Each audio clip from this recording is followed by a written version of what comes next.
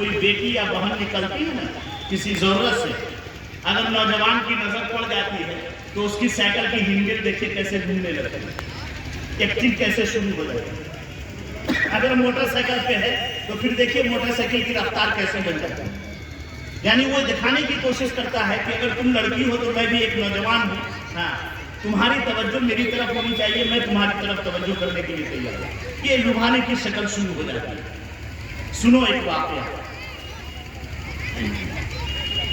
طائف کا ایک نوجوان اللہ کے دربار میں حاضر ہوا اور توبہ توبہ کرنے کے بعد جانے لگا تو کہا کہ آقا صلی اللہ علیہ وسلم ہمیں زنا کرنے کی اجازت دیتے۔ سنیے،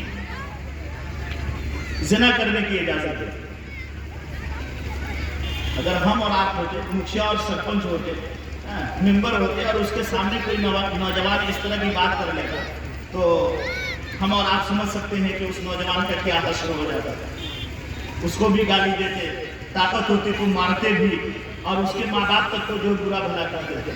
لیکن آقا صلی اللہ علیہ وسلم رحمت للعالمین نوجوان کو بلایا، اپنے پاس دکھایا، اپنا گھٹنے سے ان کے گھٹنے کو سٹایا اور سینے پر ہاتھ رکھا۔ آقا صلی اللہ علیہ وسلم نے ارشاد فرمایا کہ اے نوجوان بتلاؤ ذرا کہ جس عورت سے تم زنا کرو گے کسی کی بیٹی ہوگی؟ کہا ہاں۔ کسی کی بہن ہوگی؟ کہا ہاں۔ کسی کی بیوی ہوگی؟ کہا ہاں۔ کسی کی ماں ہوگی؟ کہا ہاں۔ کہا یہ بتلاؤ اگر کوئی تمہاری جوان بیٹی سے زنا کرے تو تم کو کیسا لگے گا؟ نوجوان تھوڑا سستی میں آیا۔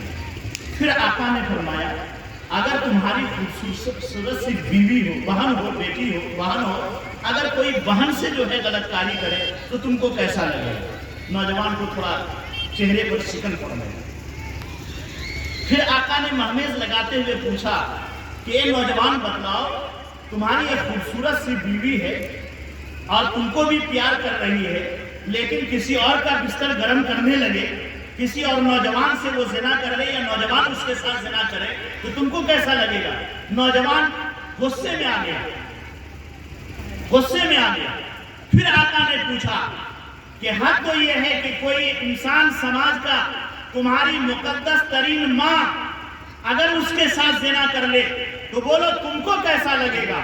نوجوان کا پارا آسمان پر چڑھ گیا، کھڑا ہو گیا غصے سے، تلوار رکھے ہوا تھا، نیام سے تلوار نکالا اور کہا کہ اے آقا صلی اللہ علیہ وسلم میری بیٹی بیوی اور میرے سے کوئی زنا کرے یہ تو دور کی بات ہے، اگر کوئی بھی میرے گھر کی طرف غلط نظر اٹھا کر دیکھے گا تو اس تلوار سے اس کی گردن اڑا دیں۔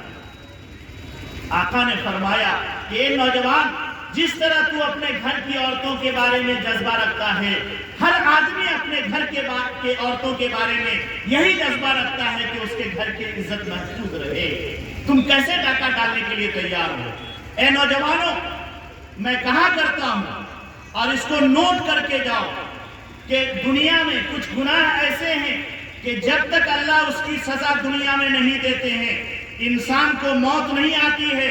ان گناہوں میں سے ایک گناہ یہ بھی ہے اگر تم نے غلط نظر سے کسی عورت کو دیکھا ہے، تمہاری عورت جب تک غلط نظر سے نہیں دیکھی جائے گی تمہیں موت نہیں آئے گی۔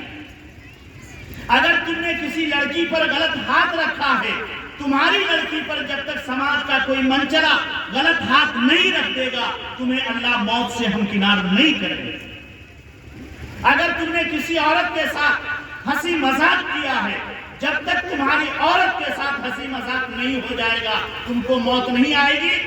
تم چاہو سمجھو گے کہ میرا گھرانہ محفوظ ہے، لیکن یاد رکھو اگر تم گھر سے باہر جا کر یا کہیں بھی جا کر کے کسی عورت سے ہنسی مذاق کر رہے ہو، کیا تم کو پتا کہ تمہارے گھر کی عورتوں سے بھی ہنسی مذاق ہو رہی ہو؟